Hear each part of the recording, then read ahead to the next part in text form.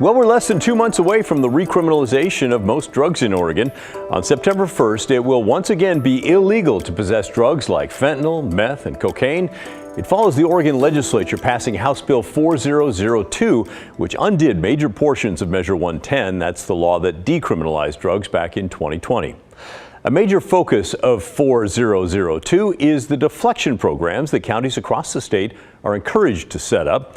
The idea is that if someone is caught holding or using hard drugs, they can be deflected into treatment instead of sent into jail. Now, you may have seen last week the Multnomah County signed a lease for a building along Southeast Sandy Boulevard in Portland to use as a drop-off site for that deflection program.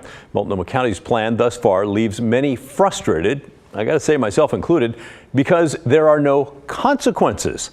Some liken the plan to a different version of Measure 110. The deflection program, as it's been outlined so far, will not require people caught with drugs to enroll in substance abuse treatment.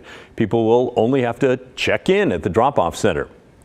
Also, there's no limit on how often a person can opt for deflection over arrest.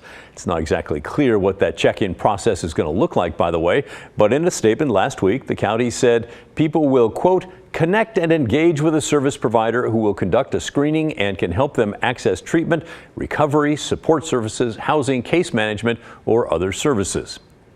Now, last week, Multnomah County's local Public Safety Coordinating Council met to talk about the deflection program. This is the group that's a collection of local leaders and public safety folks like the police chief, the sheriff, the district attorney, and is led by County Chair Jessica Vega-Peterson. There are all kinds of interesting things that have come out of this meeting, so we're going to highlight a few so you can all understand better the county's deflection plan here. Let's start with law enforcement and their perspective. It's important to note that the deflection option will only be for people facing just a possession charge. If officers roll up on someone using drugs and then run their name and then find warrants for other offenses, they're going into the criminal justice system, not into deflection. So again, deflection only for possession of drugs. Here in Portland, here's what the police chief Bob Day had to say.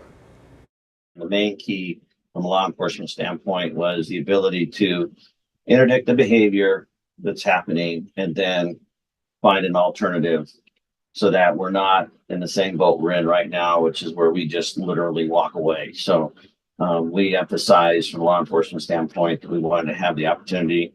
I fully expect that we'll be taking people into custody, literally, handcuffing people, searching people, incident to arrest, and then offering this deflection piece. So although we can characterize it as voluntary, it's not truly voluntary if you're in handcuffs, in my opinion, but we are going to make sure that that is available to individuals. And then where we go from there is to a separate location or someplace that will abate the problem from where it is. And I think that's the law enforcement component to it. Okay, so let's say police find someone using fentanyl along the park blocks in Portland. They do not have any other warrants and can be offered deflection. If they choose that route, officers will bring them to the drop-off center. Multnomah County Commissioner Julia Brim Edwards wondered what will be required of people who are dropped off for deflection. So is the only requirement the connection, not that actually the individual undertakes some sort of activity? That's right. We want the connection to be an opportunity to be connected with a screening, with services, and with opportunities for treatment and recovery. And would those be required, or is it just here's the connection? Yeah. No, it's the connection is the only thing that we're requiring at this point. What exactly that connection entails is still unclear. Signing your name on a piece of paper, perhaps, turning around and then walking out, maybe. Actually talking to someone who can connect you to services instead of just giving you a phone number, we'll see. The next part of deflection involves people getting unlimited opportunities to choose deflection over jail. There is no cap to how many times someone can be deflected in Multnomah County. So what purpose does that serve? Turns out the county chair says they haven't really talked about that very much. The conversation is ongoing at the House Bill 4002 leadership table about what exactly the entire system is going to look like. In the conversation so far, there has not been a limit on the number of times people can go through, but I will say I don't know that we've actually spend a ton of time around that particular issue. I do think that it needs to be based on the best practices from a health perspective, the best practices in terms of what actually was going to get us the outcomes that we want, which is that people being successfully on the pathway to recovery through treatment. And that's what's going to inform, I think, the decisions that go forward. So even though it was broadly reported that there would be no limits, what you're saying is it's still under discussion. Just want to make sure Yeah, I mean, so far we haven't put any limits on the number on people's ability to go through deflection. All right, so as of now, no limits. Many of you believe the idea of unlimited deflection seems fairly ridiculous. Won't people found with drugs just take that route over and over and over and over again? Today, the Washington County DA's office told us they're giving people one deflection opportunity per year. In Clackamas County, the DA's office told us they don't have an exact number yet, but there will be a limit, whether it's once a year, maybe every 3 years, or maybe just once ever. So it's fair that many have been wondering why Multnomah County would even consider unlimited chances. And we finally got part of the explanation, and it came from the Multnomah County director of the largest public defense firm in Oregon, Metropolitan Public Defenders. I mean, I think we've heard numerous times today about the tremendous dearth of resources that we have in our community. And a lot of those resources are for these most high acuity users, the folks who will be cycling in and out. We do not have enough detox beds to get those people in.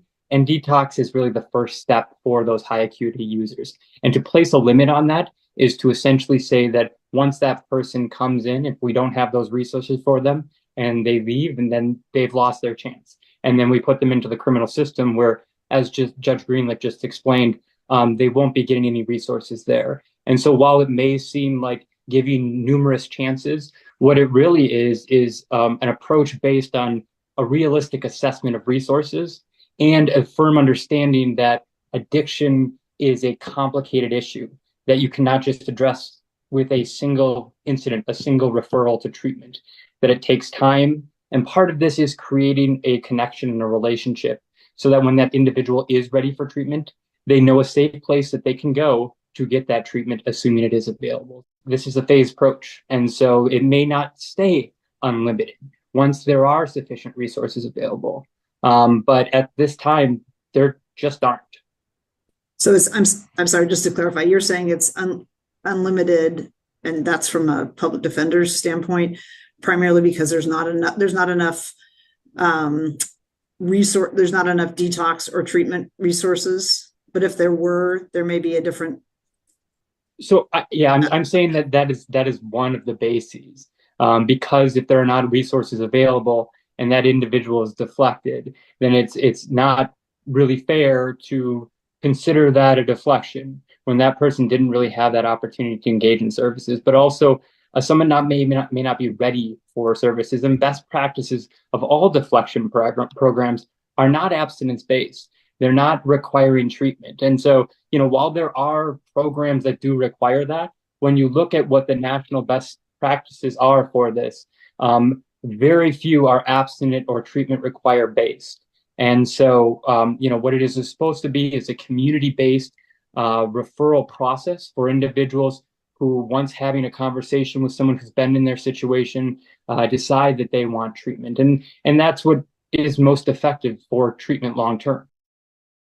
All right, so far we've learned that Multnomah County's deflection program will only be for people caught possessing illegal drugs like fentanyl, nothing else. If they have other warrants or are charged with additional crimes when police arrest them, then no deflection is possible. The program, as it stands now, only requires people to check in at the drop-off site. What exactly that means, still a little bit unclear. And they'll have unlimited opportunities to choose deflection over jail, in part, they say, because there's simply not enough treatment beds and resources. But if someone is arrested for possession only and decides not to go to the deflection route and instead go through the criminal justice system, there's another issue that will certainly come up because it already is now, the public defender shortage. If the case ends up being referred to court and not deflected, then the person, first of all, has a right to have an attorney. And we don't have enough lawyers to to appoint to all misdemeanor cases right now. Of course, it is of greatest frustration to watch people charged with significant felonies not get lawyers. But, you know, we certainly don't, we have over 24 felony cases without lawyers a week coming into the system right now. And if all the cases, rather than being deflected, would come to the courthouse, most of them right now, the way things stand, and we don't know when OPDC is going to have enough lawyers. Right now, they're telling us they're working on a 6-year plan. We don't seem to have a 90-day plan. And so the vast majority of people would not get lawyers, which means that they would be told to come back to court to see if we had a lawyer for them later. The vast majority of those folks would fail to appear if they didn't fail to appear for the first time. If eventually they did come to court and eventually they did get a lawyer, talk about revolving door. We have people having to come back to court without lawyers 2, 3, 4 times. Some judges in our jurisdiction will dismiss cases after somebody's had to come back 4 times. If they ever do get a lawyer, they have a right to conditional discharge. The statute 4002 requires that in order to successfully complete conditional discharge, you not only have to participate in treatment, you have to complete treatment. You know, requiring treatment when somebody is looking at going to prison 3, 4, and 5 years, that works pretty well. Yes. It doesn't work pretty well in these misdemeanor contexts. Well, that's a lot to consider over the next 2 months. Again, recriminalization and deflection set to begin September 1st. So what do you think about what you heard today in regards to how this process will work?